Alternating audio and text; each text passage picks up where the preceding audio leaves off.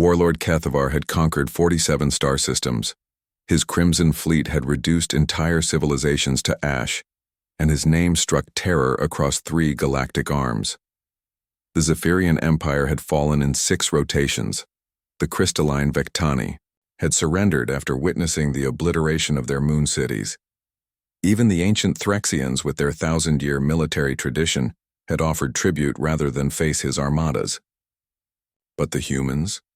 The humans had done something unprecedented. They had laughed. Standing on the bridge of his flagship Bloodfang, Kethvar replayed the transmission for the 100th time. The human ambassador, a small, unremarkable female with graying hair, had received his ultimatum with what could only be described as amusement. "Warlord Kethvar," she had said, barely suppressing a smile, "humanity appreciates your colorful introduction. However, we must respectfully decline your generous offer of subjugation. Good day." The transmission had ended there. No counter-threats. No desperate pleas for mercy. No desperate attempts at negotiation. Just dismissal, as if he were an errant child rather than the scourge of the galaxy. "Admiral Zexthi," Kethvar growled to his second-in-command. "Prepare the fleet. We'll show these upstart mammals what happens when they mock the hegemony." The reptilian admiral's scales rippled with anticipation. "Shall we deploy the full armada, Warlord? Their home system has only 3 inhabited worlds." "No." Kethvar's eyes gleamed with malicious intent. "Send the 3rd fleet. 200 vessels should suffice to reduce their worlds to cinders. I want them to understand that their defiance was foolish before they die." 3 cycles later, Admiral Vorthak led the 3rd fleet into the Sol system. Intelligence suggested the humans possessed laughably primitive technology. Chemical rockets, nuclear weapons, and energy shields barely worthy of the name. Their largest vessels were crude metal constructs that couldn't possibly threaten even his smallest frigates. The fleet emerged from hyperspace expecting to find cowering defenders and easy prey. Instead, they found ghosts. The human ships moved like wraiths through the void, appearing on sensors for mere seconds before vanishing again.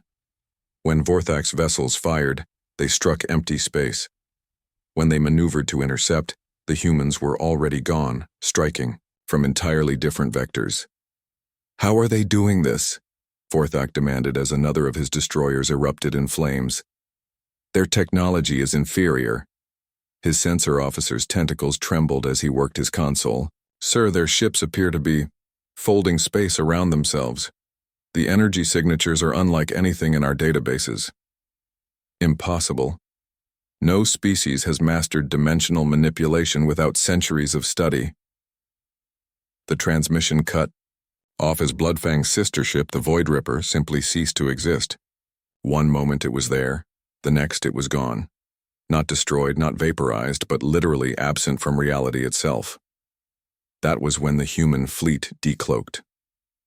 Where moments before, there had been perhaps 50 small, primitive vessels, now hundreds, of sleek predators materialized from nothingness. They moved with impossible precision, their formations flowing like liquid mercury around Kethvar's forces. The human admiral's face appeared on Vorthak's screen, an elderly man with kind eyes and a grandfatherly smile that somehow made Kethvar's blood run cold. "Admiral Vorthak," the human said pleasantly, "I'm Admiral Chen of the United Earth Defense Force. I believe there's been a misunderstanding. You see, when your warlord declared his intention to reduce our worlds to ash, we assumed he was declaring war. In human culture, that gives us certain permissions." Vorthak watched in horror as his fleet was systematically dismantled. Human weapons didn't simply destroy his ships. They unraveled them at the molecular level, or folded them into pocket dimensions, or simply convinced reality that they had never existed in the first place. "What are you?" Vorthak whispered. Admiral Chen's smile never wavered. "We're humans, Admiral. We're the species that looked at an impossible universe and decided to make it possible. We're the ones who stared into the abyss and taught it to blink first. Most importantly, we're the civilization that spent 10,000 years learning one simple truth. The best weapon isn't the one that destroys your enemy. It's the one that makes your enemy irrelevant. The last thing Vorthak saw was space itself, reaching out to claim his flagship. Back in his throne room, Warlord Kethavar waited for news of humanity's destruction. Hours passed, then days. His communications array detected no signals from the Sol system. No triumphant reports, no calls for reinforcement, nothing. When the hyperspace beacon finally activated, Kethavar eagerly opened the channel. Admiral Chen's face appeared on the screen, but he was no longer aboard a human vessel. He was sitting in Vorthak's command chair, on the bridge of the Third Fleet's flagship. "Warlord Kethavar," the human said with that same pleasant smile, "we've received your declaration of war and responded appropriately. Your fleet has been absorbed into our defensive matrix. We're returning one vessel to you as a gesture of goodwill." A single escape pod materialized in Kethavar's docking bay. Inside, they found Admiral Vorthak, alive, unharmed, but aged, decades in mere days. He spoke only once before retreating into catatonic silence. They don't fight wars. They edit reality until wars become impossible. The pod also contained a simple message. Humanity does not conquer. Humanity does not destroy. Humanity simply is. We suggest you learn to coexist with this truth. The alternative is to discover what happens when we stop being patient. Warlord Kethavar, conqueror of 47 star systems, scourge of 3, galactic arms, found himself faced with a choice no other species had ever given him: adapt or become irrelevant. For the first time in his life, he chose wisdom over war.